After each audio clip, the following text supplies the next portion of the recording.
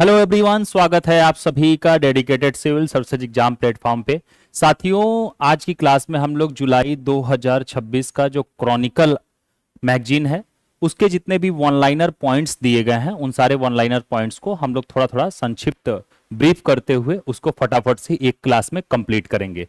साथियों, आज आपको एनसीईआरटी सार संग्रह की जो फटाफट रिवीजन क्लास थी वो नहीं मिलेगी, वो कल आपके लिए अपलोड की जाएगी। आज आप लोग करंट अफेयर्स को भी थोड़ा सा ध्यान रखिए। करंट अफेयर्स भी हर एग्जाम में महत्वपूर्ण भूमिका अदा रखता है और ऐसे में आपके बहुत सारे एग्जाम हैं। बच्चों ने हमसे बहुत ज़्यादा ये रिक्वेस्ट किया कि सर करंट अफेयर्स का भी कुछ करिए, तो इसलिए आपको जुलाई 2026 का जो मार्केट में क्रॉनिकल मैगजीन आई है, पतली वाली जो आती है, उसके जितने भी वन लाइनर पॉइंट्स हैं उसको हम लोग इस एक क्लास में कंप्लीट करेंगे। आप लोगों को अगर सेशन अच्छा लगेगा तो प्लीज सेशन को लाइक करिएगा और लोगों को भी शेयर करिएगा, और चैनल पे अगर आप नए रहे होंगे तो आप चैनल को सब्सक्राइब भी करिएगा। आइए स्टार्ट करते हैं। मैंने आपके लिए बुक से ही पीडीएफ बना लिया है। ये जो वन लाइनर पॉइंट्स दिए गए हैं, इन सारे वन लाइनर पॉइंट्स को हम लोग फटाफट से कोशिश करेंगे कि हम लोग यहाँ पे कंप्लीट कर लें। ठीक है, आइए थोड़ा सा हम लोग यहाँ पे स्टार्ट करते हैं। देखिए, सबसे पहले यहाँ पे राष्ट्रीय घटनाक्रम के बारे में आपको जानकारी दिया गया है कि जो भी राष्ट्रीय घटनाक्रम है उनको वन लाइनर फॉर्म में आप फटाफट से देखते चलिए। ठीक है ना। इसका जो विस्तृत वाला है वो भी मैं आपको कराऊंगा, लेकिन वन लाइनर एक क्लास में करा दे रहा हूं। देखिए, सबसे पहला पॉइंट यहां कहा जा रहा है कि सर्वोच्च न्यायालय ने किन परिस्थितियों में आवारा कुत्तों को इच्छा मृत्यु इथोनेसिया देने की अनुमति दी है। तो आप कहेंगे ये रेबीज के कारण से, क्योंकि आप देखेंगे जो आवारा कुत्ते थे उनमें उनके काट लेने से व्यक्ति में रेबीज की समस्या आप देखेंगे तो बहुत ही देखने को मिलती थी। और ऐसे में अगर कोई व्यक्ति गलती से रेबीज का टीका न लगवाए तो फिर आपने देखा होगा साथियों, उसको हाइड्रोफोबिया हो जाता था और भी बहुत सारी दिक्कतें, और वो व्यक्ति मृत्यु के करीब आप देखेंगे तो पहुंच सकता था। इस वजह से सर्वोच्च न्यायालय ने यहां पे बोला है कि जो आवारा कुत्ते हैं उनको इच्छा मृत्यु आप दे सकते हैं। ये थोड़ा सा आप लोग ध्यान रखिएगा। ये आपके पॉलिटी के आर्टिकल किससे कंपेयर हो रहा है, तो आर्टिकल 21 प्राण एवं दैहिक स्वतंत्रता के अधिकार में ये आप शामिल होगा, वहां से ये डिसीजन सुनाया गया है। इसको थोड़ा सा आप लोग ध्यान रखिएगा। देखो, यहां पे आपसे कह रहा है कि रेबीज से जो पीड़ित असाध्य रूप से बीमार या अस्पष्ट रूप से खतरनाक आवारा कुत्ते हैं, इनको अगर चाहें तो इच्छा मृत्यु दिया जा सकता है। ये सुप्रीम कोर्ट ने डिसीजन दिया है। सेकंड नंबर पॉइंट कहा जा रहा है कि केंद्रीय सूचना आयोग के हालिया फैसले के अनुसार क्या बीसीसीआई आरबीआई अधिनियम के तहत एक सार्वजनिक प्राधिकरण है। तो आप कहेंगे नहीं, जो यहां पे आरबीआई अधिनियम के तहत जो बीसीसीआई है वो एक सार्वजनिक प्राधिकरण नहीं है, मतलब कि एक सार्वजनिक अथॉरिटी नहीं है। यह आप ध्यान रखेंगे। थर्ड पॉइंट कहा जा रहा है कि चिकित्सा पेशेवरों को एआई आर्टिफिशियल इंटेलिजेंस की बात कर रही है, एआई और डिजिटल स्वास्थ्य प्रथाओं में प्रशिक्षित करने के लिए राष्ट्रीय एआई डॉक्टर्स मिशन कहां शुरू किया गया है। तो याद रखिएगा, राष्ट्रीय एआई डॉक्टर्स मिशन जो है वो नई दिल्ली में शुरू किया गया है। यह आप लोगों को यहां से समझ लेना है। अगला पॉइंट है कि भारत का पहला satellite tagged Ganga soft shell कछुआ किस नेशनल पार्क में छोड़ा गया है। तो याद रखिएगा, गंगा सॉफ्ट सेल कछुआ जो है वो काजीरंगा नेशनल पार्क में छोड़ा गया है। ये आप देखेंगे तो असम में है। और आप सभी लोग कमेंट सेक्शन में ये बताइएगा कि काजीरंगा का जंगल किस लिए फेमस है, ये आप लोग कमेंट सेक्शन में बताओगे। अगला पॉइंट देखो, कह रहा है कि एनएचआई द्वारा ग्रामीण महिलाओं के कौशल विकास और रोजगार के लिए शुरू किए गए प्रोजेक्ट का नाम क्या है। तो आप कहेंगे कि प्रोजेक्ट सक्षम इसका नाम है। वहीं पे आगे कहा जा रहा है कि मिजो अदरक मतलब कि मिजोरम का अदरक को वैश्विक पहचान दिलाने के लिए केंद्र सरकार ने कितनी राशि का मिशन शुरू किया है। तो आप कहेंगे कितना, 189.179 करोड़ रुपए का आप देखेंगे तो यहां पे मिशन शुरू किया गया है। जो मिजोरम का अदरक है ना, आप देखेंगे बड़ा ही प्यारा देखने में लगता है, आप गूगल पे पिक उसका देख सकते हैं। उसके लिए केंद्र सरकार ने 189.79 करोड़ रुपए का मिशन शुरू किया है ताकि उसको एक वैश्विक पहचान मिल सके उस मिजोरम के अदरक को। याद रखिएगा, उसका एक अलग अगर आप देखेंगे तो इस मिशन का नाम क्या रखा गया है, तो आप कहेंगे मिजोरम जिंजर मिशन, क्योंकि अदरक को इंग्लिश में हम लोग क्या कहते हैं, जिंजर कहते हैं। तो इसलिए मिजोरम जो है जिंजर मिशन के तहत उसको वैश्विक पहचान देने का केंद्र सरकार क्या कर रही है, प्रयास कर रही है। ये आप सभी लोग यहां से थोड़ा सा ध्यान रखेंगे। आगे की तरफ बढ़ते हैं साथियों, थोड़ा सा हम इसको और जूम कर देते हैं ताकि आप लोगों को एकदम क्लियर दिख सके 360 केबीपीएस में भी। आइए थोड़ा सा अगला पॉइंट देखते हैं। अगला पॉइंट है कि प्रधानमंत्री इंटर्नशिप योजना का लक्ष्य क्या है। तो ये देखिए, 5 वर्षों में 1 करोड़ युवाओं को इंटर्नशिप के अवसर प्रदान करना, ताकि जो युवाओं में बेरोजगारी की समस्या है उसे दूर किया जा सके। इसलिए आप देखेंगे प्रधानमंत्री इंटर्नशिप योजना शुरू किया गया है। वहीं पे अगला पॉइंट कहा जा रहा है कि भारत सरकार ने घरेलू आपूर्ति सुनिश्चित करने के लिए चीनी निर्यात पर कब तक के लिए प्रतिबंध लगा दिया है। समझ रहे हैं यहां पे निर्यात का मतलब हमने आपको हमेशा बताया, बच्चे बड़ा कंफ्यूज होते हैं। निर्यात का मतलब होता है निकालना, मतलब कि निर्यात मतलब निकालना, बाहर के देशों में हम बेच रहे हैं। आयात का मतलब आना, मतलब कि बाहर के देशों से हम चीजों को मंगा रहे हैं। अब आपसे यहां से प्रश्न है कि भारत सरकार ने घरेलू आपूर्ति सुनिश्चित करने के लिए चीनी निर्यात पर कब तक के लिए प्रतिबंध लगा दिया है, तो आप कहेंगे 30 सितंबर 2026 तक। इसका मतलब यह है कि चीनी पहले भारत के लोगों को अवेलेबल हो, उसके बाद से हम बाहर की तरफ उसको निर्यात करेंगे। तो ये डेट कब तक इस पर प्रतिबंध लगाया गया कि हम निर्यात नहीं कर सकते हैं, 30 सितंबर 2026 तक। ये आप लोग ध्यान रखिएगा। ओके, आगे देखिएगा, आपसे कहा जा रहा है यहां पे कि निवेशक जागरूकता कार्यक्रम प्रसारित करने के लिए आईईपीएफए ने किसके साथ समझौता ज्ञापन पर हस्ताक्षर किए हैं, तो आप कहेंगे ये जो समझौता ज्ञापन पर हस्ताक्षर हुआ, ये प्रसार भारती जो कि दूरदर्शन चैनलों से संबंध रखता है, उसके साथ समझौता किया गया है। वहीं पे अगला पॉइंट कहा जा रहा है कि देश की पहली 220 किलोमीटर प्रति घंटे की रफ्तार वाली Ahmedabad Dholera semi high speed rail परियोजना की कुल लागत कितनी है, तो आप कहेंगे कि 20,667 करोड़ रुपए आप देखेंगे तो इसकी लागत है, जो कि 220 किलोमीटर प्रति घंटे की रफ्तार से चलने वाली है। क्या नाम है इसका, कौन सी परियोजना है, Ahmedabad Dholera semi high speed rail परियोजना। ये सारी की सारी बातें क्लियर रखिएगा, सारे का सारा एग्जाम ओरिएंटेड पॉइंट से आपको इस क्रॉनिकल मैगजीन जुलाई 2026 वाले मैगजीन में दिया गया है। आगे देखिएगा, आपसे कहा जा रहा है कि भारत की अध्यक्षता में किम्बरले प्रोसेस इंटरनेशनल मीटिंग 2026, ध्यान रखिएगा, भारत की अध्यक्षता में, मतलब कि भारत ने यहां पे अपनी अध्यक्षता की है। किम्बरले प्रोसेस इंटरनेशनल मीटिंग 2026 का आयोजन कहां किया गया है, तो यह आपको ध्यान रखना है, मुंबई में किया गया है, जिसमें भारत ने इसमें क्या किया है बाबू, अध्यक्षता किया है। यह आपको यहां से ध्यान रखना है। अगला पॉइंट देखिए, कहा जा रहा है कि वर्ष 2026 के आंकड़ों के अनुसार भारत में एथेनॉल उत्पादन के लिए सबसे बड़ा कच्चा माल क्या बन गया है, तो आप कहेंगे एथेनॉल उत्पादन के लिए सबसे बड़ा कच्चा माल जो है वो कौन बना है, तो मक्का बना है। मक्का आपने देखा होगा, वही जो मक्का आप खाते हैं उसी मक्के की बात यहां पे की जा रही है। ठीक है, चलिए आगे की तरफ हम लोग बढ़ते हैं। देखिए, जैसे जैसे आप लोगों को ये वीडियो मिलेगा, आप लोग यहां देखिएगा, पीडीएफ तो हमारे पास है नहीं, मैंने पीडीएफ खुद से इसको क्रिएट किया है। आप लोग फटाफट से इसको क्या करेंगे, बस पढ़ लेंगे। आपका कोई भी एग्जाम है, करंट अफेयर आएगा, तो ऐसे मैं मंथली वाला और फिर जो ईयरली और अर्धवार्षिकी का कंपाइलेशन आता है वो सारा का सारा मैं आपको करा दूंगा। आप लोग बिल्कुल निश्चिंत रहिए, बस आप लोग तसल्ली से मन लगा करके पढ़िए और रिवीजन करिए। अगला पॉइंट कहा जा रहा है कि 1 जुलाई 2026 से मनरेगा की जगह कौन सा अधिनियम प्रभावी होगा, तो आप सभी लोगों ने इसके बारे में जिक्र सुना ही होगा। मनरेगा का अब नाम बदल करके आप देखेंगे तो बीबीजी रामजी एक्ट कर दिया गया है। क्या कर दिया गया है, बीबीजी रामजी एक्ट कर दिया गया है। अब आपको यह बताने का प्रयास करना है कि मनरेगा का फुल फॉर्म क्या होता है और मनरेगा की शुरुआत कब की गई थी। पहले यही नरेगा हुआ करता था, नरेगा का नाम बदल करके मनरेगा किया गया। कब किया गया यह आपको बताना है, और आपको यह बताना है मेरे प्यारे साथियों कि मनरेगा का फुल फॉर्म क्या होता है। वर्तमान नाम इसका क्या हो गया है, बीबीजी रामजी एक्ट कर दिया गया है, क्लियर रखिएगा। आगे देखिए, कहा जा रहा है अगला पॉइंट कि सुप्रीम कोर्ट ने एकीकृत डिजिटल न्यायिक प्रणाली और कानूनी सहायता के लिए कौन सी पहल लॉन्च की है, तो आप यहां पे क्या कहेंगे, डिजिटल न्यायिक प्रणाली और कानूनी सहायता के लिए कौन सी पहल सुप्रीम कोर्ट ने शुरू किया है। आप कहेंगे कि वन केस वन डाटा पहल और एआई चैटबॉट सुसहायक आप देखेंगे तो शुरू किया गया है। यह आप लोग क्लियर रखिएगा। अगला पॉइंट है कि national federation of churches in India की औपचारिक शुरुआत कब और कहां की गई है, तो आप कहेंगे 8 मई 2026 को बेंगलुरु में इसकी शुरुआत की गई है। यह डेटा एकदम क्लियर रखिएगा। अगला पॉइंट है कि प्रधानमंत्री आवास योजना शहरी 2.0 के तहत घरों को पूरा करने के मामले में कौन सा राज्य शीर्ष स्थान पर रहा है, तो आप कहेंगे उड़ीसा रहा है। और आप सभी को कमेंट सेक्शन में यह बताना है, आप सभी लोग पढ़ रहे हैं, आपके रिवीजन के लिए मैं बार बार पूछ रहा हूं, ताकि आप जितना बताएंगे उतना आपका रिवीजन होगा। गलत ही बताइए लेकिन बताइए। आपको यह बताना है कि जो प्रधानमंत्री आवास योजना शहरी 2.0 कब शुरू किया गया है, ये आपको कमेंट सेक्शन में बताना है। और आप देखेंगे इसमें सबसे ज्यादा घरों को पूरा करने के मामले में कौन सा राज्य रहा है। आप कहेंगे मेरे प्यारे साथियों कि गुरुजी ओडिशा सबसे नंबर 1 पे इसमें रहा है, ये आपको यहां से ध्यान रखना है। चलिए आगे की तरफ हम लोग बढ़ते हैं बाबू, आगे की तरफ हम लोग देखते हैं आगे की तरफ क्या कहा गया है, इसको भी थोड़ा सा हम लोग फटाफट से देख लेते हैं।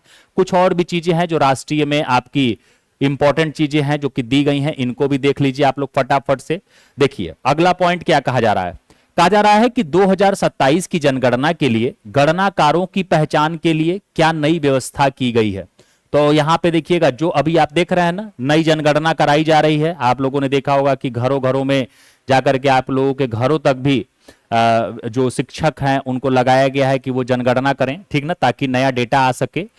अब देखो 2027 में क्या ऐसा नई व्यवस्था किया गया है, तो देखो कहा जा रहा है कि उन्हें क्यूआर कोड युक्त पहचान पत्र जारी किए गए हैं, ताकि अगर आप क्यूआर कोड स्कैन करें तो आपको सारा का सारा डेटा उनका मिल जाए, ठीक ना। तो क्यूआर कोड युक्त पहचान पत्र जारी किए गए हैं।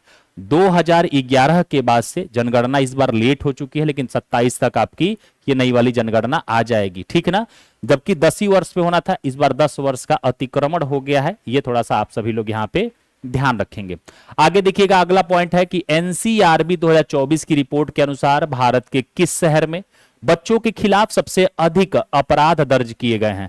तो बच्चों के खिलाफ सबसे अधिक अपराध कहां पे आपको देखने को मिल रहा है, दिल्ली, देख रहे हैं, जो आपका राष्ट्रीय राजधानी क्षेत्र है, मतलब कि जो राजधानी है वहीं पे आपको बच्चों के खिलाफ सबसे अधिक अपराध देखने को मिल रहा है। कितना अपराध है, 7,662 मामले आए हैं। आप समझ पा रहे हैं, ठीक है। आगे बढ़िएगा, अगला पॉइंट है कि केंद्र सरकार ने किस राष्ट्रीय गीत को राष्ट्रगान जनगण मन के समान कानूनी संरक्षण देने का प्रस्ताव पारित किया है। तो आप कहेंगे वंदे मातरम को, मतलब कि जिस तरीके से हम लोग अपने राष्ट्रगान का सम्मान करते हैं उसी तरीके से हमारे मौलिक कर्तव्य में तो कहा गया है कि आप अपने राष्ट्रगान राष्ट्रगीत दोनों का सम्मान करिए। लेकिन लोग राष्ट्रगान का सम्मान करते थे, राष्ट्रगीत का सम्मान उतना नहीं करते थे, इसलिए एक नया प्रस्ताव पारित किया गया है जिसमें कानूनी संरक्षण दिया गया है वंदे मातरम, मतलब कि राष्ट्रीय गीत को भी। अब राष्ट्रीय गीत के प्रति भी आपको यहां पे केंद्र सरकार ने सम्मान को लेकर के आप देखेंगे एक कानूनी संरक्षण दिया है। आगे देखिएगा, आगे कहा जा रहा है कि विशाखापट्टनम में साउथ कोस्ट रेलवे जोन कब से कार्यात्मक होगा। विशाखापट्टनम में जो साउथ कोस्ट रेलवे जोन बन रहा है यह 1 जून 2026 से आप देखेंगे तो कार्य करना अपना स्टार्ट करेगा। वहीं पे अगला पॉइंट है कि केंद्रीय कैबिनेट ने सुप्रीम कोर्ट के न्यायाधीशों की संख्या 33 से बढ़ा करके कितनी करने की मंजूरी दी है। तो आप ध्यान रखिएगा मेरे प्यारे बाबू, कितना किया गया है, तो 37 कर दिया गया है। मतलब कि अब सुप्रीम कोर्ट में जो न्यायाधीश होंगे वो 37 होंगे। मुख्य न्यायाधीश को छोड़ दीजिए, मुख्य न्यायाधीश को लेकर के 34 थे अभी तक, लेकिन यहां पे अन्य न्यायाधीशों की बात कर रहा है तो 33 से अब कितनी संख्या इनकी होने जा रही है, 37 की मंजूरी मिल चुकी है। ये आप लोग क्लियर रखिएगा, ये बड़ा ही इंपॉर्टेंट पॉइंट था जो कि आपसे एग्जाम में पूछ लिया जाएगा और आप सभी कंफ्यूज हो जाएंगे, इसलिए थोड़ा सा ध्यान रखिएगा। चलो इस बार बस आपको करना क्या है, इसका अगर आपको शॉर्ट नोट्स बनाना है तो बनाते चलिएगा, वरना आप इसी वीडियो को सेव करके रख लीजिएगा। 2-3 बार बस आप इसको क्या करिएगा, फटाफट से रिवीजन कर जाइएगा, आपको सारी चीजें तैयार हो जाएंगी। देखो अगला पॉइंट अब है अंतर्राष्ट्रीय से संबंधित, जो अब आपने राष्ट्रीय जितने भी इंपॉर्टेंट जुलाई 2026 तक के पॉइंट थे क्लियर किए। अब हम लोग अंतर्राष्ट्रीय इंटरनेशनल पे चलते हैं। देखो यहां पे कहा जा रहा है कि प्रधानमंत्री मोदी की ओस्लो यात्रा के दौरान भारत और नॉर्वे ने अपने संबंधों को किस साझेदारी में अपग्रेड किया है। तो आप कहेंगे हरित रणनीतिक साझेदारी के तहत इन्होंने क्या किया है, अपने संबंधों को अपडेट किया है, ठीक ना, अपग्रेड किया है। अगला पॉइंट है कि माउंट एवरेस्ट को रिकॉर्ड 32वीं बार फतह करने वाले प्रसिद्ध नेपाली गाइड कौन है। तो याद रखिएगा माउंट एवरेस्ट पे 32वीं बार फतह करने वाले प्रसिद्ध नेपाली गाइडर जिनका नाम है कामी रीता शेरपा। क्या नाम है, कामी रीता शेरपा। माउंट एवरेस्ट आप देखेंगे साथियों तो एग्जैक्टली तौर पे नेपाल में पड़ता है, इसीलिए आप देखते हैं साथियों बहुत सारे बच्चे कंफ्यूज होते हैं, उनसे पूछा जाता है कि भारत का सबसे ऊंचा पर्वत कौन सा है या पर्वत शिखर कौन सा है, तो बच्चे कहते हैं कि माउंट एवरेस्ट। याद रखना मेरे प्यारे साथियों, माउंट एवरेस्ट भारत में शामिल नहीं है, वो नेपाल में उसका क्षेत्र पड़ता है, जिसको सागर माथा भी नेपाल में कहा जाता है। आप अपने ज्योग्राफी में पढ़ते होंगे। भारत का सबसे ऊंचा पर्वत शिखर कौन सा हो जाएगा, तो आप देखोगे केटू गार्डविन आस्टीन है, ठीक ना, ये क्लियर रखना मेरे प्यारे भाई। अगला प्रश्न देखो, WHO वर्ल्ड हेल्थ ऑर्गेनाइजेशन ने किन देशों में इबोला के प्रकोप को अंतर्राष्ट्रीय चिंता का सार्वजनिक स्वास्थ्य आपातकाल घोषित किया है? इबोला, तो यह डेमोक्रेटिक रिपब्लिक ऑफ कांगो और युगांडा में आप देखेंगे तो जो इबोला का प्रकोप है इसके लिए आपातकाल घोषित किया गया है। कहां पे? डेमोक्रेटिक रिपब्लिक ऑफ कांगो और युगांडा, ये दोनों आप देखेंगे तो अफ्रीका कॉन्टिनेंट, अफ्रीका महाद्वीप के दो देश हैं। ठीक है, अब आपको यह बताना है कि इबोला जो है ये किससे फैलता है। आप सभी लोग यहां पे पिछले वर्ष भी इसके बारे में सुने होंगे। अब आपको कमेंट सेक्शन में बस बताना है कि इबोला का प्रसार कैसे होता है, कौन इसका वाहक होता है, ये आप सभी कमेंट सेक्शन में बताने का प्रयत्न करेंगे। अगला पॉइंट है कि प्रधानमंत्री मोदी की हालिया यूएई यूनाइटेड अरब अमीरात यात्रा के दौरान दोनों देशों के बीच कितने बड़े समझौते पर हस्ताक्षर हुए? तो देखिए, जब प्रधानमंत्री साहब मोदी जी यूएई गए थे तो आप देखेंगे 7 यहां पे सिग्नेचर हुए हैं, 7 संधियां हुई हैं, 7 बड़े समझौते हुए हैं। ये आपको यहां से ध्यान रखना है। आगे देखिए, आपसे कहा जा रहा है कि भारत किस अवधि के लिए कॉमन क्राइटेरिया डेवलपमेंट बोर्ड सीसीडीबी की अध्यक्षता संभालेगा? तो आप देखिए 2026 से 2028 के लिए भारत जो है वो कॉमन क्राइटेरिया डेवलपमेंट बोर्ड की अध्यक्षता क्या करेगा? संभालेगा। ठीक है, तो ये थोड़ा सा आप सभी लोगों को यहां से क्लियर रखना है। ठीक है ना?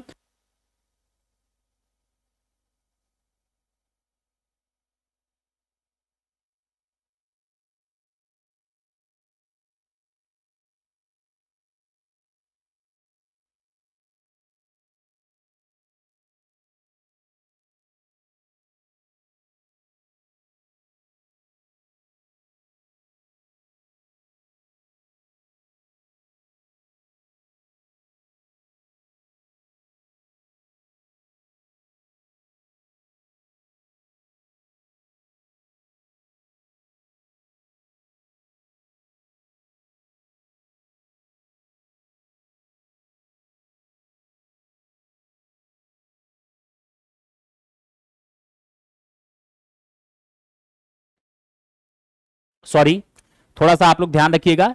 हेनले पासपोर्ट इंडेक्स 2026 में भारत का पासपोर्ट किस स्थान पर है? तो आप कहेंगे 78वें स्थान पर है, मतलब कि 78वें स्थान पे है। अगला पॉइंट है कि जून 2026 में भारत की ब्रिक्स अध्यक्षता के तहत ब्रिक्स कृषि मंत्रियों की बैठक कहां होगी? तो यह आपको ध्यान रखना है कि इंदौर में होगी। मतलब कि जून 2026 में जो ब्रिक्स का सम्मेलन होगा उसमें भारत अध्यक्षता कर रहा है। यह पहली बात तो आपको क्लियर है। अच्छा, अब मैं आपसे यह जानना चाहता हूं, आप बीमस्टेक, सार्क, ब्रिक्स, ये सारी चीजें आप पढ़ते हो, ब्रिक्स में कौन कौन से देश शामिल हैं ये आप कमेंट सेक्शन में बताओगे फटाफट से। उसके नाम से ही आप उनके देशों के बारे में बता सकते हो। इतना हिंट आपको दे दे रहा हूं। तो देख रहे हो, जून 2026 में जो यहां पे बैठक होगी इसमें अध्यक्षता भारत कर रहा है। और ये बैठक कहां होगी बाबू? तो ये होगी आपके मध्य प्रदेश के इंदौर में। ये चीजें आपको ध्यान रखना है। आगे देखो, कहा जा रहा है कि मंगल ग्रह के अध्ययन के लिए महत्वपूर्ण सूक्ष्मजीवों का पारिस्थितिकी तंत्र किस रेगिस्तान में सतह से नीचे मिला है? तो आप कहेंगे यह अटाकामा रेगिस्तान चिली में है। यह ध्यान रखिएगा, जहां पे आप देखेंगे तो सूक्ष्मजीव के जो पारिस्थितिकी तंत्र हैं वो रेगिस्तान में सतह से नीचे मिले हैं। और आप सभी ने पढ़ा होगा कि एक पारिस्थितिकी तंत्र जो होता है वो एक जल की बूंद के समान छोटा भी हो सकता है, और मैक्सिमाइज तो उसका आप सोच भी नहीं सकते, इनफाइनाइट कितना भी बड़ा हो सकता है। ये थोड़ा सा ध्यान रखना। मतलब कि आप देख रहे हो रेगिस्तान के नीचे एक इकोसिस्टम आपको मिल रहा है सूक्ष्म जीवों का। और कहां पे? तो अटाकामा रेगिस्तान चिली में। और चिली कहां है? तो आप सभी को ध्यान होगा साउथ अमेरिका कॉन्टिनेंट में एक देश है। यह आप सभी लोगों को बाबू क्लियर होगा। ठीक है, इसमें तो किसी को कोई दिक्कत नहीं है ना? अगर किसी को कोई दिक्कत होगी तो आप सभी लोग यहां पे थोड़ा सा बता दीजिएगा अच्छे से चीजों को। ठीक ना? चलिए आगे की तरफ बढ़ते हैं बाबू। WHO वर्ल्ड हेल्थ ऑर्गेनाइजेशन ने हाल ही में किस जहाज पर संदिग्ध हंता वायरस प्रकोप को लेकर के चेतावनी जारी की है? हंता वायरस मेरे प्यारे भाई बहुत ही चर्चा में था। हंता वायरस को लेकर के WHO ने किस जहाज को लेकर के संदिग्ध चेतावनी जारी की है? तो आप कहेंगे एक क्रूज शिप पर उसने एक अपना संदेह दिया है कि उस पर जो भी यात्री हैं उनमें से कुछ हंता वायरस से क्या है? संक्रमित हैं। ठीक है, ये हंत्रा वायरस कहां से आया है? कमेंट सेक्शन में आप लोग बताइएगा। करंट अगर आप पढ़ रहे हैं ये सारी चीजें आपको पता होगा। अब आप लोगों से यहां मैं क्वेश्चन इसलिए कर रहा हूं, ये रिकॉर्डिंग क्लास है, आपको ये ना लगे कि यार अब मैं बोर हो रहा हूं, आप भी बताओ। मैं तो यहां से बता ही रहा हूं, आप भी बताने का प्रयास करो, आपका रिवीजन होगा। नहीं आ रहा है, सर्च करो और फिर बताओ। इससे क्या होगा, आप केवल इन लाइनों को तो नहीं पढ़ रहे हो, इन लाइनों के इर्द गिर्द भी चीजों को जान रहे हो। मान लो एग्जामिनर वहां से क्वेश्चन कर दिया तो क्या करोगे। इसलिए बाबू आपको ये सारे प्रोसेस अपनाना है। आगे देखो, भारत और जापान के बीच स्वास्थ्य पर तीसरी संयुक्त समिति की बैठक कहां आयोजित की गई है, तो आप कहेंगे कि यह नई दिल्ली में आयोजित की गई है। वहीं पे आपसे देखिए कहा जा रहा है कि वैज्ञानिकों ने हाल ही में किस पर्वत श्रृंखला में एक दुर्लभ विशाल वृक्ष प्रजाति की खोज की है। मतलब कि एक दुर्लभ विशाल वृक्ष की प्रजाति की खोज की है, आप कहेंगे एंडीज पर्वत श्रृंखला, दक्षिणी अमेरिका। और याद रखिएगा, पूरे विश्व में उत्तर से दक्षिण की तरफ विस्तार में सबसे लंबा पर्वत श्रृंखला एंडीज पर्वत श्रृंखला ही बाबू है, जो कि साउथ अमेरिका में पड़ता है। आप लोगों ने मैपिंग में पढ़ा होगा, नहीं पढ़ा होगा तो मैपिंग मैंने पढ़ा रखा है चैनल पे, आप प्लेलिस्ट में जाकर के पढ़ लीजिएगा, ठीक है ना। तो वहां पे एक दुर्लभ विशाल वृक्ष की प्रजाति खोजी गई है। कौन सा पर्वत है, एंडीज पर्वत श्रृंखला है, ठीक ना। ये थोड़ा सा ध्यान रखिएगा, एंडीज पर्वत श्रृंखला। अब देखो यहां पे बहुत सारे बच्चे पर्वत श्रृंखला और पर्वत में कंफ्यूज होते हैं, थोड़ा सा चीजों को समझना। मान लो ये एक लाइन है और इस पे कई सारे पर्वत हैं, तो इनको हम लोग बोल देते हैं पर्वत श्रृंखला।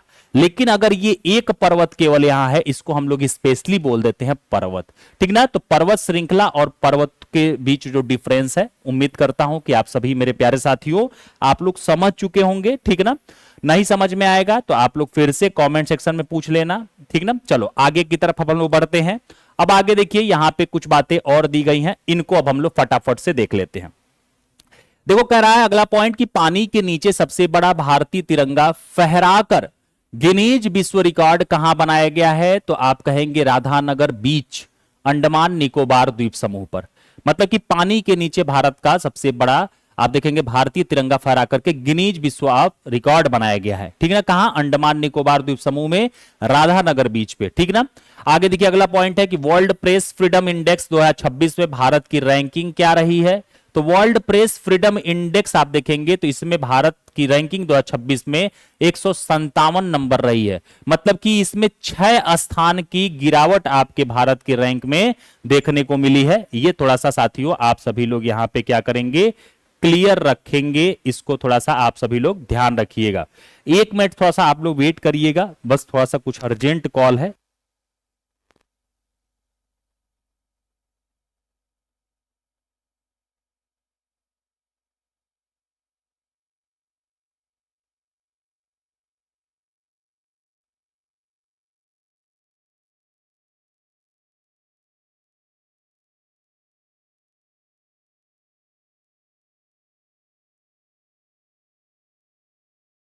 आगे बढ़ते हैं हम सभी लोग। आगे देखिए अगला पॉइंट है कि क्यूएस एग्जीक्यूटिव एमबीए रैंकिंग 2026 में भारत का कौन सा संस्थान शीर्ष पर रहा है, तो याद रखिएगा क्यूएस एग्जीक्यूटिव एमबीए रैंकिंग 2026 में जो भारत का शीर्ष संस्थान रहा है वो है आईआईएम बेंगलुरु। और वैश्विक रैंक इसकी कितनी है मेरे प्यारे साथियों, तो 64 है। विश्व के रैंक के हिसाब से 64वें स्थान पे है और भारत में आईआईएम बेंगलुरु नंबर 1 का शीर्ष संस्थान रहा है, ठीक ना। क्यूएस एग्जीक्यूटिव एमबीए रैंकिंग 2026 में आगे कहा जा रहा है कि मलेरिया के खिलाफ अगली पीढ़ी के किस टीके वैक्सीन के लिए ऑक्सफोर्ड और सीरम इंस्टीट्यूट ने साझेदारी की है। थोड़ा सा ध्यान से सुनिएगा, मलेरिया आप सभी को पता होगा मलेरिया कितने खतरनाक गंभीर बीमारी है। मलेरिया के खिलाफ अगली पीढ़ी के किस टीके वैक्सीन के लिए ऑक्सफोर्ड और सीरम इंस्टीट्यूट ने साझेदारी की है, तो ये जो टीका है वो है R78C। R78C मतलब कि इन फ्यूचर व्यक्ति में अगर मलेरिया ना हो उसके लिए पहले ही वैक्सीन अगर वो लगवा लेता है तो उसके लिए R78C वैक्सीन बनाने के लिए साझेदारी किया गया है। किसके द्वारा, ऑक्सफोर्ड और सीरम इंस्टीट्यूट के द्वारा। आप सभी को पता है मेरे प्यारे साथियों कि मलेरिया का वाहक कौन होता है, एक मच्छर होती है, मादा एनफ्लीज मच्छर होती है, ठीक ना। ये क्लियर रखिएगा।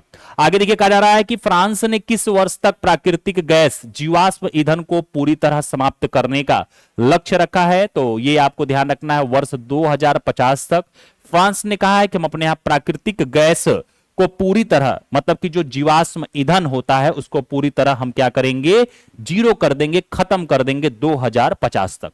आगे की तरफ हम लोग चलते हैं। अब आगे देखते हैं अंतरराष्ट्रीय में और भी क्या इंपॉर्टेंट एग्जाम ओरिएंटेड पॉइंट्स आपके लिए दिए गए हैं, इनको हम लोग अब फटाफट से देख लेते हैं। ठीक है, चलिए आगे की तरफ हम लोग चलते हैं। आगे देखिए, आगे देखो मेरे प्यारे साथियों, आगे यहां पे आपसे कहा जा रहा है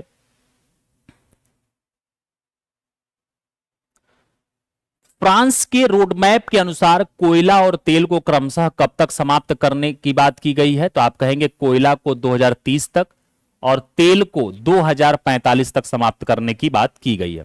अब हम लोग साथियों थोड़ा सा विज्ञान और प्रौद्योगिकी से संबंधित जो भी वन लाइनर पॉइंट्स इस मैगजीन में दिए गए हैं, वन लाइनर हमेशा याद रखिएगा एग्जाम ओरिएंटेड ही दिए जाते हैं, जो बहुत इंपॉर्टेंट होते हैं। इनका आपको विस्तार वाला भी सारी बातें पढ़ाई जाएंगी छोटे छोटे क्लासेस में। इस एक क्लास में वन लाइनर आप पहले कंप्लीट करिए। देखो, अगर आपने प्यार और स्नेह दिया इस वीडियो को तो मैं आपको आगे उसके बारे जो विस्तार वाली सारी चीजें पूरा मैगजीन करा दूंगा फटाफट वाली क्लास में, ठीक है ना। अब चलो विज्ञान एवं प्रौद्योगिकी टॉपिक से देखते हैं। देखो, कह रहा कि टाटा इलेक्ट्रॉनिक्स ने धोलेरा गुजरात में है में सेमीकंडक्टर फैब्रिकेशन यूनिट के लिए उन्नत लिथोग्राफी टूल्स हेतु किसके साथ समझौता किया है, तो ये आप कहेंगे ASML, नीदरलैंड की एक कंपनी है, उस ASML उसके साथ ये समझौता किया गया है। वहीं पे कहा जा रहा है सेकंड पॉइंट, केंद्रीय मंत्री अमित शाह ने इनोवेशन इंक्यूबेशन सेंटर का उद्घाटन कहां किया है, तो आप कहेंगे NID, मतलब कि national institute of design Ahmedabad में इसका क्या किया गया है, उद्घाटन किया गया है।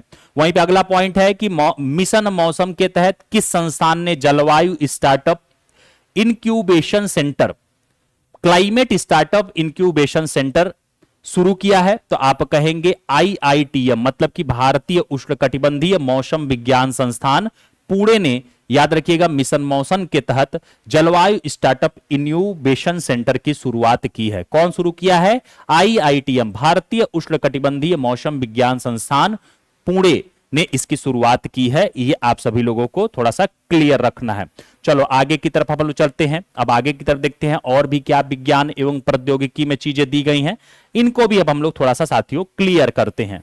चलो आगे की तरफ देखते हैं। अगला पॉइंट देखो, अगला पॉइंट यहां कहा जा रहा है कि विज्ञान टेक 2026 के दौरान किस संस्थान ने उद्योग को 3 स्वदेशी प्रौद्योगिकियां ट्रांसफर की हैं, तो आप कहेंगे एक तो कौन सा है, निफ्टेम है, निफ्टेन कुंडली, जिसको national institute of food technology entrepreneurship and management कहा जाता है। वहीं पर अगला पॉइंट है कि IMD ने उत्तर प्रदेश के लिए कितने रिजोल्यूशन वाला वर्षा पूर्वानुमान मॉड्यूल लॉन्च किया है, तो आप कहेंगे 1 किलोमीटर रिजोल्यूशन, और 16 राज्यों के लिए AI सक्षम हाइपर लोकल पूर्वानुमान, यहां पे आप देखेंगे तो ये वाला मॉडल क्या किया गया है, लॉन्च किया गया है। ये क्लियर रखिएगा।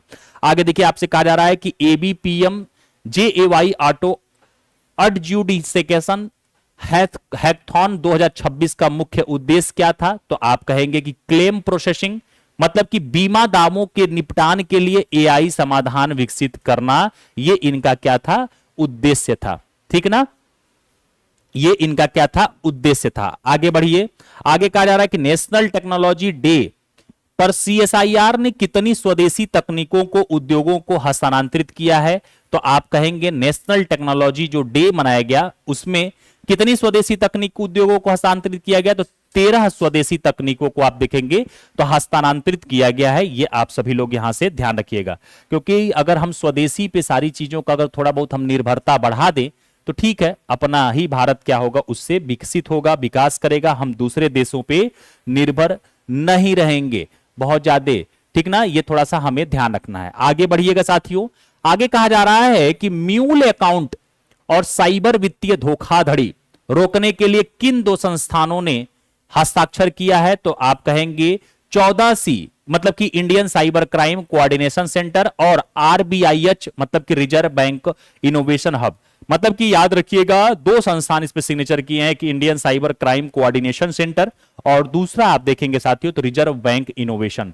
किसके लिए? म्यूल अकाउंट और साइबर वित्तीय जो धोखाधड़ी चल रही है उसको रोकने के लिए। आप लोगों ने देखा होगा भारत में बहुत तेजी से साइबर धोखाधड़ी का मामला आता रह रहा है सामने। आप देखेंगे किसी के साथ इतने करोड़ की ठगी हो गई। अभी कल मैं एक न्यूज देख रहा था कि एक आईपीएस हैं, उनके पिताजी के साथ 2.27 करोड़ रुपए की ठगी हो गई। ठीक ना, तो साइबर के लिए भाई बहुत जरूरी है ये सारी चीजें करना। आगे देखिए अगला पॉइंट है कि चीन द्वारा विकसित उस एआई पावर्ड तकनीकी का क्या नाम है जो कचरे से उर्वरक बना दे रही है।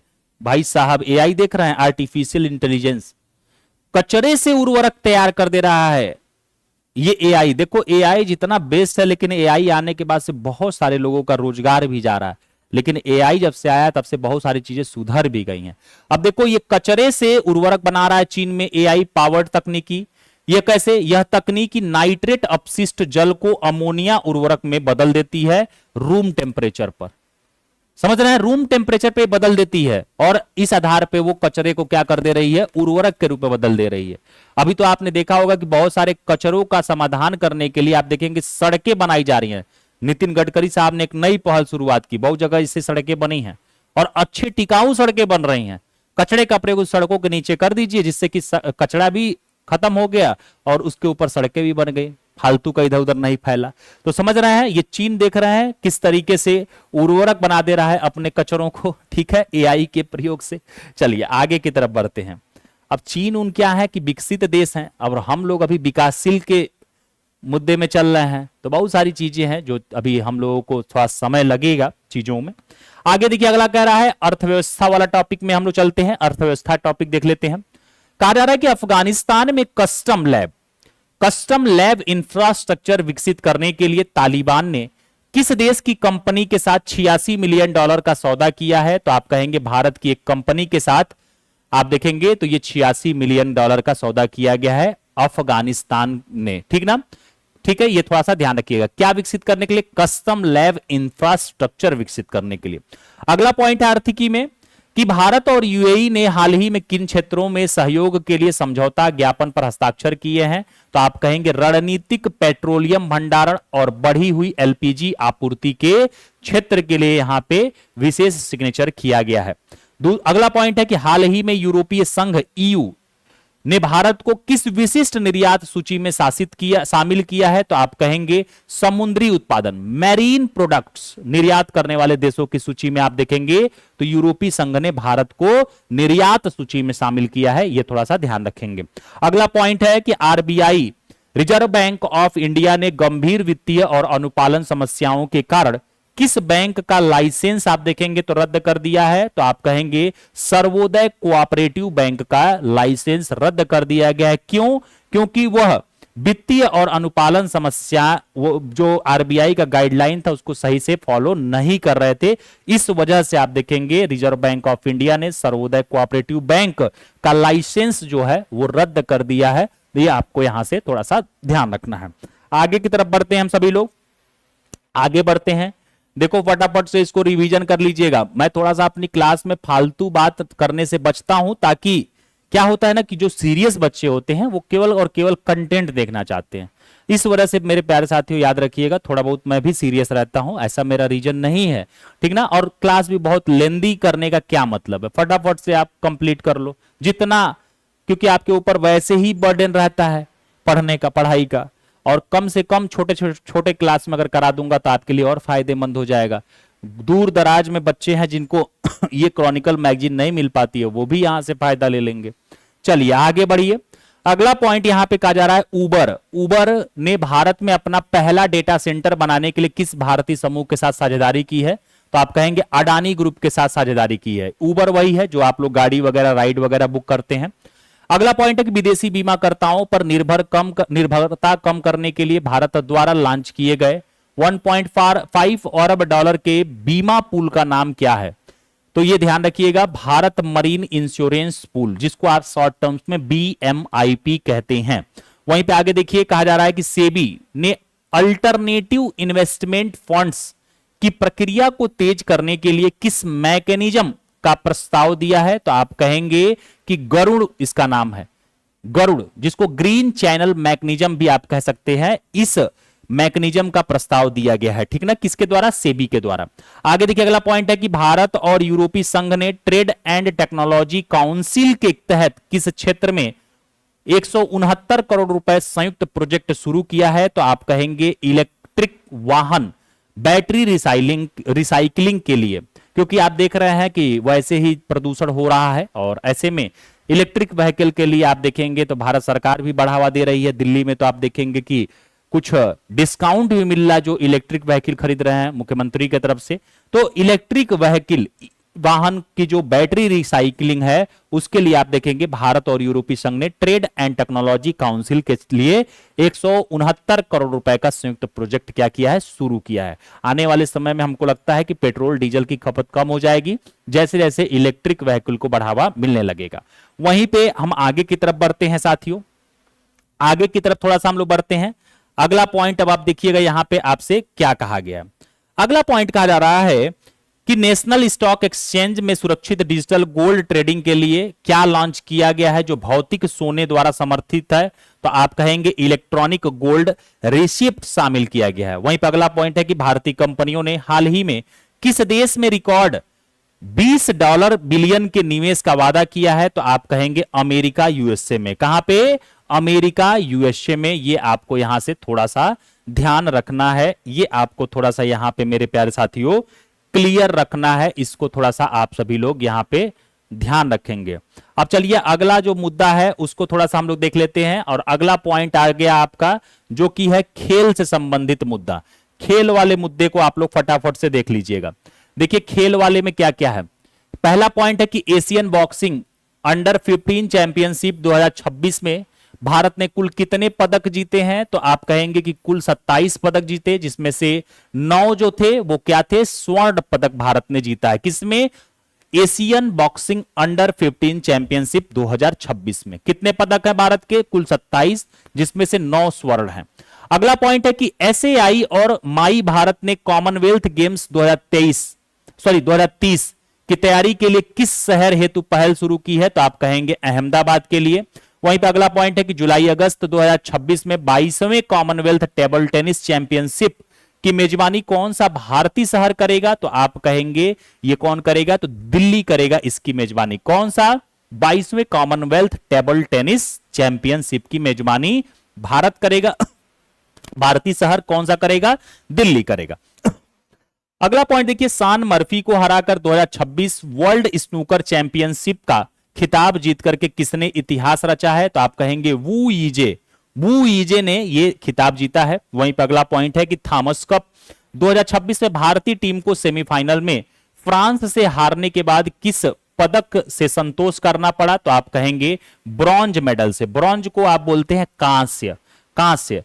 तांबा प्लस टीन से मिलकर के बनता था। सिंधु घाटी सभ्यता में इसी कांसे का आप देखेंगे तो प्रयोग लोग ज्यादा करते थे, इसीलिए सिंधु घाटी सभ्यता को कांस्य युगीन सभ्यता भी बाबू बोला जाता था। ये आप सभी लोगों को क्लियर होगा, आपने पढ़ा होगा। तो चलिए आगे की तरफ हम लोग बढ़ते हैं। अब फटाफट से और भी चीजें हम लोग जो हैं उनको हम लोग देख लेते हैं। आगे और क्या चीजें दी गई हैं इनको देखिए। चलिए आगे की तरफ बढ़ते हैं। अगला पॉइंट आपको यहां पे देखना है, भारत और श्रीलंका के बीच स्थित पॉक स्टेट को पार करने वाले सबसे युवा तैराक कौन बने हैं। तो आप कहेंगे ईशांक सिंह। पॉक स्टेट, पाक जलडमरू मध्य, इसको पार करने वाले सबसे कम उम्र के युवा तैराक कौन है। तो आप कहेंगे कि ईशांक सिंह है। अगला है कि पंजाब एएफसी ने किसे हरा करके एआईएफएफ एलीट यूथ लीग 2025-26 का खिताब जीता है। आप कहेंगे जिंक फुटबॉल अकादमी को 3-0 से हराया है। वहीं पर अगला पॉइंट है कि सामोआ में आयोजित कॉमनवेल्थ यूथ एवं जूनियर चैंपियनशिप में भारतीय वेटलिफ्टर्स ने कितने स्वर्ण पदक जीते हैं। तो आप कहेंगे 4 स्वर्ण पदक इसमें जीता गया है। क्लियर है? आगे बढ़िए, आगे बढ़ते हैं मेरे प्यारे साथियों। किस भारतीय ओलंपिक पदक विजेता को बैडमिंटन वर्ल्ड फेडरेशन काउंसिल का वोटिंग सदस्य चुना गया है। तो आप कहेंगे ये पीवी सिंधु को चुना गया है। ठीक है ना? तो ये देखिए खेल से संबंधित आपके लिए कुछ यहां पे वन लाइनर इंपॉर्टेंट पॉइंट्स दिए गए थे जो हम लोगों ने यहां पे देखा है। 1-2 पॉइंट और भी खेल के बचे होंगे, इनको देख लीजिए। फिर उसके बाद से हम लोग आगे की तरफ अगले टॉपिक रक्षा पे बढ़ेंगे। चलिए अब देखो यहां पे आपसे कहा जा रहा है लास्ट पॉइंट जो है, थोड़ा सा 1 मिनट रुकिएगा आप सभी लोग। लास्ट पॉइंट है कि आईपीएल इतिहास में एक ही franchise RCB Royal Challengers Bengaluru के लिए 800 चौके और 300 छक्के लगाने वाले पहले खिलाड़ी कौन बने हैं? तो आप कहोगे कि कौन बने हैं? तो विराट कोहली बने हैं। कौन? विराट कोहली मेरे प्यारे भाई, ये आपको यहां पे ध्यान रखना है, ठीक ना। अब आइए रक्षा से संबंधित हम लोग कुछ पॉइंट्स को देखते हैं जो यहां पे दिया गया है आपके इस क्रॉनिकल जुलाई 2026 की मैगजीन में। देखिए पहला पॉइंट है कि भारतीय वायुसेना की पहली महिला अधिकारी कौन बनी है जिन्होंने प्रतिष्ठित category A qualified flying instructor की योग्यता हासिल की है? तो आप कहेंगे स्क्वाड्रन लीडर सान्या ये बनी है। वहीं पे दूसरा पॉइंट है कि भारतीय नौसेना ने नेवल सेलिंग नोड का उद्घाटन कहां किया है? तो आप कहेंगे अपर लेक भोपाल मध्य प्रदेश में किया है। वहीं पे अगला पॉइंट है कि भारतीय काल भैरव एआई कॉम्बैक्ट एयरक्राफ्ट का निर्माण किस देश में किया जाएगा? तो याद रखिएगा पुर्तगाल में किया जाएगा। ये वही पुर्तगाल है जो आप देखेंगे समुद्री रास्ते से भारत की खोज किया था, ठीक ना। और किसने? वास्को डी गामा ने। अगला पॉइंट है कि नागपुर में आयोजित संयुक्त एरोस्पेस पावर सेमिनार का विषय क्या था? तो आप कहेंगे इफिशिएंट मेंटेनेंस एंड आत्मनिर्भर Bharat enablers of air power, ठीक ना। ये थोड़ा सा ध्यान रखिएगा। तो यहां ध्यान रखिएगा नागपुर में जो आयोजित संयुक्त एरोस्पेस पावर सेमिनार था उसका विषय क्या था? तो आप कहेंगे एफिशिएंट मेंटेनेंस एंड आत्मनिर्भर इनेबलर्स ऑफ एयर पावर्स। वहीं पे आगे देखिए कहा जा रहा है कि रूस ने 12 मई 2026 को किस अंतर महाद्वीप बैलिस्टिक मिसाइल का सफल परीक्षण किया है? तो आप कहिएगा सरमत का सफल परीक्षण किया है। ये क्या है? अंतर महाद्वीपीय बैलिस्टिक मिसाइल है, ठीक ना। इसका नाम क्या है? सरमत। शर्मत इसका नाम है। ये आप सभी लोग यहां से थोड़ा सा ध्यान रखेंगे मेरे प्यारे साथियों। चलिए हम लोग आगे की तरफ अब हम लोग बढ़ते हैं, फटाफट से आगे की तरफ हम लोग चलते हैं। अब आगे थोड़ा सा कुछ चीजें और हैं रक्षा में, इनको देख लेते हैं। देखिए आपसे यहां पे क्या कहा जा रहा है कि डीआरडीओ ने हाल ही में जगुआर विमान से किस स्वदेशी हथियार प्रणाली का परीक्षण किया है? तो आप कहेंगे तारा ग्लाइड हथियार प्रणाली का डीआरडीओ ने क्या किया है? परीक्षण किया है। वहीं पर अगला पॉइंट है कि भारतीय नौसेना प्रमुख एडमिरल दिनेश के त्रिपाठी ने किस देश के नौसैनिक नेतृत्व के साथ समुद्री सुरक्षा पर चर्चा की है? तो आप कहेंगे कि म्यांमार के साथ समझौता किया है। वहीं पर अगला पॉइंट है कि रक्षा संबंधों को मजबूत करने के लिए भारत और किस देश के बीच पहली संयुक्त आयोग बैठक नई दिल्ली में की जाती है? तो आप कहेंगे अल्जीरिया के साथ यह बैठक की गई है। किसके साथ बाबू? अल्जीरिया के साथ। आगे देखिए कहा जा रहा है कि किन दो देशों ने हाल ही में क्षमता निर्माण और संयुक्त सैन्य अभ्यास के माध्यम से अपने रक्षा सहयोगों को बढ़ाया है? तो आप कहेंगे जापान और फिलीपींस, ठीक है। यह आप क्लियर रखिएगा।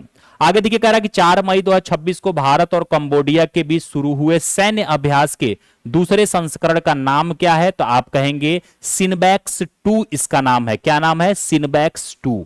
वहीं पे आगे की तरफ हम लोग बढ़ते हैं। अब हम लोग आगे देखते हैं आगे और क्या बातें की गई हैं, इनको फटाफट से देख लेते हैं मेरे प्यारे साथियों, ठीक है। बस आप लोग रिवीजन कर लेना, कई बार किताब ना मिले कोई दिक्कत नहीं है, क्रॉनिकल किताब को मैं यहां से करा दे रहा हूं, आप लोग आराम से पढ़ लेना, ठीक ना। चलो आगे देखो, आपसे कहा जा रहा है कि भारत ने स्वदेशी नौसेना एंटीशिप मिसाइल का परीक्षण कहां और किसके माध्यम से किया है? तो आप कहेंगे ओडिशा में किया है और एक नौसेना हेलीकॉप्टर के माध्यम से किया गया है। वहीं पे अगला पॉइंट है कि भारत और श्रीलंका के बीच चौथा द्विपक्षीय डाइविंग अभ्यास आईएन सेलेंडिवेक्स 2026 कहां संपन्न हुआ है? तो आप कहेंगे कोलंबो श्रीलंका में संपन्न हुआ है। अगला पॉइंट है भारतीय सेना किस राज्य में 11 देशों के साथ एक्सरसाइज प्रगति का आयोजन करेगी? तो आप कहेंगे यह मेघालय के साथ करेगी। वहीं पे अगला पॉइंट है कि बिश्केक में होने वाली एससीओ रक्षा मंत्रियों की बैठक में भारतीय प्रतिनिधि मंडल का नेतृत्व कौन करेगा? तो आप कहेंगे रक्षा मंत्री राजनाथ सिंह करेंगे। कौन करेगा? रक्षा मंत्री राजनाथ सिंह। अगला पॉइंट है कि भारत और उज्बेकिस्तान के बीच संयुक्त सैन्य अभ्यास दस्तलिक का 7वां संस्करण कहां संपन्न हुआ है? तो आप कहेंगे नामंगन उज्बेकिस्तान में। तो याद रखिएगा ये बहुत इंपॉर्टेंट है, दस्तलिक कई बार एग्जाम में पूछा गया है। अब इसका 7वां जो आप देखेंगे संस्करण भारत और उज्बेकिस्तान के बीच किया गया, ये कहां किया गया है ये सैन्य अभ्यास? तो आप कहेंगे नामंगन उज्बेकिस्तान में ये सैन्य अभ्यास बाबू किया गया है। इसको थोड़ा सा आप सभी लोग यहां पे क्लियर रखेंगे, इसको थोड़ा सा आप लोग यहां पे फटाफट से क्या करेंगे? ध्यान रखेंगे। अब चलिए थोड़ा सा हम लोग यहां पे क्या है कि वन विरासत और जो जनजातीय भारत की नई पहचान है, यहां से संबंधित कुछ जो बातें हैं उनको देख लेते हैं फटाफट से। देखो कह रहा है कि 18 से 30 मार्च 2026 तक भारत की जनजातीय विरासत और शिल्प को प्रदर्शित करने वाले भारत ट्राइब्स फेस्ट 2026 का आयोजन कहां किया गया, तो आप कहेंगे कि नई दिल्ली में किया गया। वहीं पे बस आपको सुनते चलना है, आपको फटाफट से बस सुन लेना है जितना सुन सकते हैं। दूसरा पॉइंट कह रहा है जनजातीय उत्पादकों को मध्यस्थों के बिना सीधे शहरी उपभोक्ताओं से जोड़ने वाले ट्राइब्स इंडिया नेटवर्क का संचालन किस संस्था द्वारा किया जाता है, तो आप कहेंगे ट्राइफेड के द्वारा किया जाता है। ये क्या है, ये ट्राइफेड एक जनजातीय सहकारी विपणन विकास संघ है, इसको आप सभी लोग यहां से क्लियर रखेंगे। आगे कहा जा रहा है कि लघु वन उपज के मूल्यवर्धन प्रसंस्करण और ब्रांडिंग के लिए जनजातीय मामलों के मंत्रालय द्वारा स्थापित सामुदायिक स्वामित्व वाले केंद्रों को क्या कहा जाता है, तो आप कहेंगे वन धन विकास केंद्र, इसको हम लोग कहते हैं। घरेलू और वैश्विक बाजारों में जनजातीय शिल्पों को प्रमुख स्थान दिलाने वाली रीशा पहल किस राज्य के पारंपरिक कपड़ों से प्रेरित है, तो ये ध्यान रखिएगा त्रिपुरा के पारंपरिक कपड़ों से प्रेरित है ये रीशा जो पहल है, ठीक ना। तो ये रीशा पहल आपको कंफ्यूज कर सकता है, एग्जाम में पूछा जा सकता है, इसको थोड़ा सा आप सभी लोग मेरे प्यारे भाई ध्यान रखिएगा, ठीक ना। जो आपसे इंपॉर्टेंट है वो सारी की सारी चीजें मैं आपको यहां पे बताता चल रहा हूं, उसको आप लोग फटाफट से देख लीजिएगा। आगे देखिए आपसे क्या कहा जा रहा है, डोखरा कला जिसे जनजातीय कारीगरों द्वारा तैयार किया जाता है और ट्राइफेड के माध्यम से प्रमोट किया जा रहा है, मुख्य रूप से किस राज्य से संबंधित है, तो आप कहेंगे छत्तीसगढ़ राज्य से संबंधित है। आगे देखिए कह रहा है कि टाइमलेस ट्राइबल ब्रांड के तहत किस राज्य केंद्र शासित प्रदेश की चांगपा पश्मीना ऊन और तुरतुक पीतल की कटलरी को वैश्विक बाजार में उतारा जा रहा है, तो आप कहेंगे ये लद्दाख से संबंध रखता है। चांगपा पश्मीना और तुरतुक पीतल की कटलरी ये दोनों लद्दाख से संबंध रखते हैं, इसको आप देखेंगे तो याद रखिएगा ब्रांड के तहत इसको मार्केट में उतारा जा रहा है। आगे देखिएगा और कौन से मार्केट में, वैश्विक बाजार में। तमिलनाडु की नीलगिरी पहाड़ियों में निवास करने वाली वह कौन सी जनजाति समुदाय है जिसकी महिलाएं लाल और काले धागों से जटिल ज्यामितीय आकृतियों वाली विशिष्ट कढ़ाई के लिए गिनी जाती हैं, तो आप कहेंगे ये टोडा समुदाय है, टोडा समुदाय, ये ध्यान रखिएगा। आगे अगला पॉइंट है कि उत्तराखंड की थारू जनजाति की महिलाएं किस मौसमी और जैव अपघटनीय घास से रोटियों के खोल जो कि पर्यावरण अनुकूलन विकल्प जैसी उपयोगी वस्तुएं बनाती हैं, तो आप कहेंगे मूंजा घास। गांव में आप सभी लोग इसको मूज बोलते हो ना, मूज से पहले आपने देखा होगा जब शादी विवाह होता था लोगों का, अब तो सब चीजें गायब हो गई, तो डोलची उल्ची डलिया उलिया महिलाएं बिन करके दुल्हन के घर तक भिजवाती थी, ये वही मूज होता है, ठीक ना, ये थोड़ा सा ध्यान रखिएगा। वहीं पे अगला पॉइंट है कि मणिपुर के किस पारंपरिक मिट्टी के बर्तनों पॉटरी के शिल्प को रीसा पहल के तहत प्रीमियम जनजाति ब्रांड के रूप में पहचान दिलाई जा रही है, तो आप कहेंगे लोंगपी मिट्टी के बर्तन को इस रीसा पहल के तहत आप देखेंगे तो एक वैश्विक पहचान दिलाने का प्रयास किया जा रहा है। क्या नाम है इसका, लोंगपी मिट्टी के बर्तन, ठीक है ना। ये थोड़ा सा आप सभी लोगों को जनजातीय मुद्दों से संबंधित आपको यहां पे थोड़ा सा ध्यान रखना था, ठीक है। आगे की तरफ हम लोग बढ़ते हैं। अब थोड़ा सा नारी शक्ति और श्रम भागीदारी, नारी शक्ति और श्रम भागीदारी विकास की नई दिशा से संबंधित कुछ वन लाइनर चीजें दी गई हैं जो आपके एग्जाम में पूछ लेता है, इसको देख लीजिएगा फटाफट से। स्त्री पैदा नहीं होती बल्कि उसे बना दिया जाता है, यह प्रसिद्ध कथन किस पाश्चात्य नारीवाद चिंतक का है, तो आप कहेंगे सिमोन द बोउआ का है। वहीं पे अगला पॉइंट है कि मातृत्व लाभ अधिनियम 2017 के तहत महिलाओं के लिए सवैतनिक मातृत्व अवकाश को 12 सप्ताह से बढ़ा करके कितना किया गया है, तो आप कहेंगे 26 सप्ताह कर दिया गया है। अगला पॉइंट है कि श्रम और रोजगार मंत्रालय के अनुसार वर्ष 2017-18 की तुलना में 2023-24 में भारत की महिला श्रम बल भागीदारी दर बढ़कर के कितनी हो गई है, तो आप कहेंगे कि 41.7% हो चुकी है। अगला पॉइंट है कि विश्व बैंक के अनुसार पिछले एक दशक में किस समूह के देशों में भारत ने महिलाओं की कार्यबल भागीदारी में सर्वाधिक वृद्धि दर्ज की है, और वो वृद्धि है 23%। तो याद रखिएगा ब्रिक्स देशों में यह सर्वाधिक भागीदारी आप देखेंगे तो दर्ज की गई है, कितना, 23% के साथ।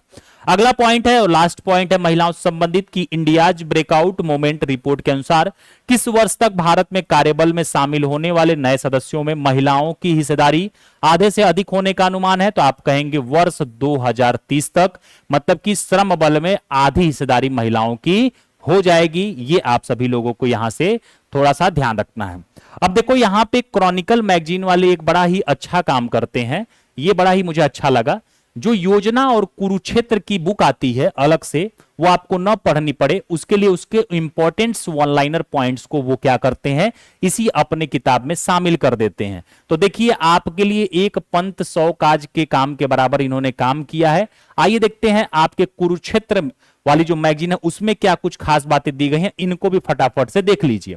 कह रहा है पहला पॉइंट कि मिट्टी की उर्वरता बनाए रखने और किसानों की इनपुट लागत को कम करने के लिए किन तक 3 टिकाऊ कृषि विकल्पों को रेखांकित किया गया है। तो ध्यान रखिएगा, प्राकृतिक खेती, जैविक कृषि और कृषि वनीकरण, ये 3 चीजों को यहां पे आप देखेंगे तो टिकाऊ कृषि विकल्पों के रूप में रेखांकित किया गया है। दूसरा पॉइंट है कि हरित विकास के तहत विभिन्न सरकारी योजनाओं के बीच बेहतर समन्वय से किस महत्वपूर्ण लक्ष्य को प्राप्त किया जा सकता है। तो आप कहेंगे संसाधनों का अधिक कुशल उपयोग वाला लक्ष्य प्राप्त किया जा सकता है। वहीं पर अगला पॉइंट है कि हरित विकास की चुनौतियों से निपटने और इसकी प्रभावशीलता की जांच के लिए तकनीकी स्तर पर किस तंत्र को मजबूत करना आवश्यक है।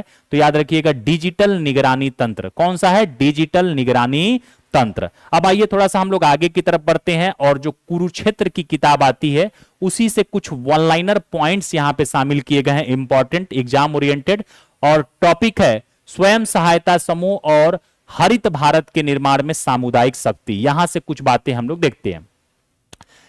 प्रधानमंत्री मुद्रा योजना के तहत अब तक कुल ऋणों का कितना प्रतिशत हिस्सा महिलाओं को प्रदान किया गया है। तो आप कहेंगे 68% हिस्सा महिलाओं को प्रदान किया गया है।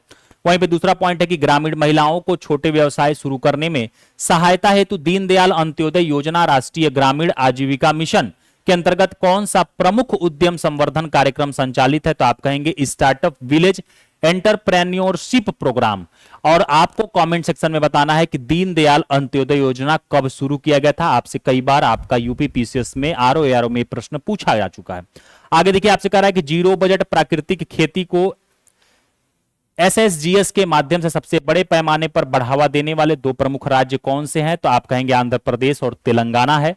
वहीं पे आपसे अगला पॉइंट देखिए क्या कहा जा रहा है, इसको अब हम लोग देख लेते हैं फटाफट से, ठीक है ना। देखो 1 घंटे में मैं प्रयास करूंगा कि आपका पूरा का पूरा वन लाइनर जो ये पूरा एग्जाम ओरिएंटेड पॉइंट्स हैं ये मैं आपको क्लियर करा दूं, एकदम आपको सारी चीजें अच्छे से समझ में आ जाएं, ठीक है ना। इसको थोड़ा सा ध्यान रखिएगा। आगे देखिए आपसे कहा जा रहा है यहां पे कि महिला नेतृत्व के अपशिष्ट प्रबंधन उद्यम और जैविक खेती को बढ़ावा देने के लिए केरल का कौन सा मॉडल विश्व प्रसिद्ध है। तो आप कहेंगे कुटुंबश्री मॉडल यहां पे विश्व प्रसिद्ध है। वहीं पे अगला पॉइंट है कि झारखंड में स्वयं सहायता समूहों द्वारा तैयार किए गए शहद, दालें और हस्तशिल्प उत्पादों को बाजार तक पहुंचाने के लिए कौन सी साझा ब्रांडिंग पहल शुरू की गई है। तो आप कहेंगे पलास ब्रांडिंग पहल। कौन सा? पलास ब्रांडिंग पहल। पलास कहां का राजकीय वृक्ष है ये आपको बताना है। पलास कहां का किस राज्य का राजकीय वृक्ष है, कमेंट सेक्शन में बताइएगा, देखते हैं कितने लोगों को पता है। आगे देखो कह रहा है कि गैर लकड़ी वन उत्पाद और वन आधारित आजीविका के संरक्षण के लिए किस क्षेत्र के स्वयं सहायता समूह अग्रणी की भूमिका निभा रहे हैं। तो आप कहेंगे पूर्वोत्तर राज्य के क्षेत्र के अग्रणी भूमिका यहां पे लोग निभा रहे हैं। वहीं पे अब हम लोग आगे की तरफ बढ़ते हैं। आगे थोड़ा सा कुछ और भी इंपॉर्टेंट पॉइंट है वो आप फटाफट से देखिए और जल्दी जल्दी आप इस क्लास को क्लियर कर लीजिए। देखो कहा जा रहा है कि 16वें वित्त आयोग 2026 से 31 ने स्थानीय निकायों को आवंटित मूल निधि का 50% भाग किन कार्यों के लिए उपयोग करने की अनुशंसा की है। तो आप कहेंगे स्वच्छता एवं ठोस अपशिष्ट प्रबंधन या जल प्रबंधन के लिए यहां पे आप देखेंगे तो ये 50% भाग जो होगा वो पैसा इस पे यूज होगा। किस पे? स्वच्छता और जो अपशिष्ट है ठोस उनको प्रबंधन की बात होगी और जल का प्रबंधन होगा। अगला पॉइंट है कि केंद्रीय जल आयोग के विश्लेषण के अनुसार गाद, जिसको आप सिल्ट कहते हैं, के जमाव के कारण जलाशयों की भंडारण क्षमता में प्रति वर्ष लगभग कितनी कमी आ गई है। तो आप कहेंगे लगभग 0.73% कमी आ गई है। आगे देखिएगा प्रति वर्ष है ये 0.73% प्रति वर्ष का ये आंकड़ा है, ध्यान रखिएगा। अगला पॉइंट है जल संरक्षण और आजीविका सृजन के लिए वर्ष 2024 में राष्ट्रीय जल पुरस्कार 5वें संस्करण में सर्वश्रेष्ठ पंचायत का द्वितीय पुरस्कार किस ग्राम पंचायत ने जीता है। तो तो आप कहेंगे मसूल पानी ग्राम पंचायत कांकेर जिला छत्तीसगढ़ का है, जिसने यहां पे जल पुरस्कार के 5वें संस्करण में द्वितीय पुरस्कार ग्राम पंचायत जीता है। ठीक ना, कौन सा है? मसूल पानी ग्राम पंचायत कांकेर जिला छत्तीसगढ़। ठीक है, ये थोड़ा सा आप सभी लोगों को यहां पे मेरे प्यारे साथियों क्लियर रखना है। ये आपको थोड़ी सी कुछ बातों को यहां पे एग्जाम ओरिएंटेड ध्यान रखना था। जो एग्जाम ओरिएंटेड है, सारी के सारे पॉइंट्स को हम लोग आपको यहां पे बताने का प्रयास कर रहे हैं, इनको थोड़ा सा दिखेगा। अब देखो एआई की बात हो रही है, एआई के बारे में कुछ इंपॉर्टेंट पॉइंट्स दिया गया, क्योंकि कृत्रिम बुद्धिमत्ता की नई दौड़, आपने देखा होगा आजकल एआई बड़ा ट्रेंड में है। एग्जाम में भी, मेंस वगैरह में भी एआई पे निबंध लिखने को आ जा रहा है, क्वेश्चंस आ जा रहे हैं। ठीक है ना, तो थोड़ा सा ध्यान रखिएगा। वर्ष 2025 के आंकड़ों के अनुसार वैश्विक एआई चिप मार्केट्स में किस कंपनी की हिस्सेदारी सर्वाधिक 90% है? तो आप कहेंगे एनवीडिया। कौन सा है वो मार्केट में चिप एआई? एनवीडिया। अगला पॉइंट है कि क्लाउड एआई इंफ्रास्ट्रक्चर बाजार में 31% की सबसे बड़ी हिस्सेदारी किस प्रदाता के पास है? तो आप कहेंगे Amazon के पास है। ये थोड़ा सा ध्यान रखिएगा। अगला है कि वर्ष 2024-25 के विश्लेषण के अनुसार भारत के एआई इकोसिस्टम में किस घटक की हिस्सेदारी सबसे अधिक 48.8% है? तो आप कहेंगे ये सॉफ्टवेयर का रहा है। किसका रहा है? सॉफ्टवेयर का रहा है। अगला पॉइंट देखिए, भारत में स्थापित डेटा सेंटर की क्षमता वर्ष 2023 के 1150 मेगावाट से बढ़कर इस वर्ष कितनी होने का अनुमान है? तो आप कहेंगे 1700 मेगावाट होने का अनुमान है। कितना अनुमान है? 1700 मेगावाट होने का अनुमान है। ये आप सभी लोगों को यहां पे थोड़ा सा ध्यान रखना है। अब थोड़ा सा हम लोग यहां पे कुछ चीजों को देख लेते हैं फटाफट से, और देख लीजिए जो आपके लिए इंपॉर्टेंट है। जो भी सारी चीजें हैं पूरा का पूरा वन लाइनर करा दे रहा हूं। देखो, कह रहा है कि पृथ्वी का सबसे ठंडा महाद्वीप अंटार्कटिका है, जहां अब तक का सबसे कम तापमान कितना रिकॉर्ड किया गया है? तो -89.2 डिग्री सेल्सियस। समझ रहे हो? जम जाओगे भैया। आगे देखिए, बर्फ से ढके अंटार्कटिका भूभाग में पौधों की विविधता कम होने के बावजूद यहां मुख्य रूप से किन प्रारंभिक दशा वाले पौधों की प्रजातियां पाई जाती हैं? तो याद रखिएगा, काई, जो हम लोग गांव में नहीं कहते फिसल जी काई लगा है, वो काई जिसको डबे कहते हैं, लाइकेन तथा कुछ सूक्ष्म शैवाल और जीवाणु, ये आपको अंटार्कटिका में देखने को मिलते हैं पौधों की प्रजातियों में। आगे देखिए, भारत का पहला अभियान दल किस वर्ष अंटार्कटिका पहुंचा था, जहां उन्होंने देश का तिरंगा झंडा फहराया था? तो आप कहेंगे वर्ष 1981 में आप देखेंगे तो पहुंचा था। अगला पॉइंट आगे की तरफ हम लोग बढ़ते हैं। आगे देखिए क्या दिया गया अंटार्कटिका से संबंधित, बहुत इंपॉर्टेंट पॉइंट है ये, कई बार एग्जाम में पूछा गया है। ठीक ना, अब आगे चलते हैं। आगे देखिए आपसे यहां पे क्या कहा जा रहा है। आगे यहां पे आपसे कहा जा रहा है कि अंटार्कटिका में भारत द्वारा स्थापित पहला वैज्ञानिक अनुसंधान केंद्र कौन सा था, जो अब बर्फ में दब जाने के कारण केवल आपूर्ति केंद्र के रूप में उपयोग हो रहा है? तो दक्षिणी गंगोत्री, जो कि 1983-84 में स्थापित किया गया था। कई बार यूपीपीसीएस ने इस प्रश्न को बारंबार पूछा है। आप सभी लोग अगर पीवाईक्यू देखे होंगे तो आप सभी को पता होगा। अब आइए आगे की तरफ चलते हैं और थोड़ा बहुत यहां पे शोधा संदेश, आईसीएमआर की अनोखी पहल से संबंधित कुछ बातें हैं, इनको देखिए और यहीं पे आज की क्लास खत्म हो जाएगी और आपका वन लाइनर क्रॉनिकल 2026 जुलाई का वन लाइनर कंप्लीट हो जाएगा। पहला पॉइंट है, भारतीय आयुर्विज्ञान अनुसंधान परिषद आईसीएमआर के आधिकारिक journal Indian journal of medical research द्वारा जनवरी 2026 से प्रमुख शोध पत्रों का संक्षिप्त हिंदी भावांश किस नाम से प्रकाशित किया जा रहा है? तो आप कहेंगे शोध संदेश के नाम से। अगला पॉइंट है कि अंडाशय कैंसर के मामलों में विशेषकर उच्च ग्रेड ट्यूमर और रोग की गंभीरता का पता लगाने के लिए किस प्रोटीन की भूमिका का अध्ययन किया जा रहा है? तो आप कहेंगे सॉक्स9। सॉक्स9 प्रोटीन की भूमिका का यहां पता किया जा रहा है। अगला पॉइंट है कि टाइप 2 मधुमेह और उच्च रक्तचाप के रोगियों में इंसुलिन संवेदनशीलता में सुधार करने में कौन सी एंटी हाइपरटेंसिव दवा अन्य दवाओं की तुलना में अधिक प्रभावी पाई गई है? तो आप कहेंगे ये दवा है कौन सा? टेलमीसार्टन। कौन सी दवा है? टेलमीसार्टन। और यहीं पे मेरे प्यारे साथियों आप करीबन 1 घंटे के अंतराल में ही आप देखेंगे अंदर अंदर ही आपने अपना पूरा जुलाई 2026 का जो क्रॉनिकल समसामयिकी करंट अफेयर्स है वन लाइनर आपने कंप्लीट कर लिया।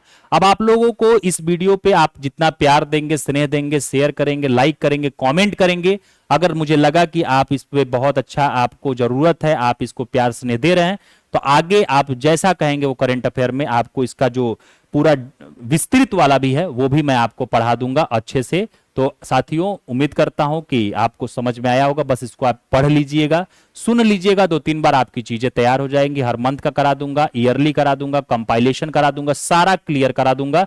बस आपका काम है पढ़ना, बार बार रिवीजन करना। कम कंटेंट को मल्टीपल टाइम रिवीजन करिए। तो अच्छा लगा हो तो जो जो भी आपको लाइक करना हो, कमेंट करना हो तो करिएगा, और प्यार स्नेह ज्यादा से ज्यादा दीजिएगा, ज्यादा से ज्यादा बच्चों में शेयर करिएगा।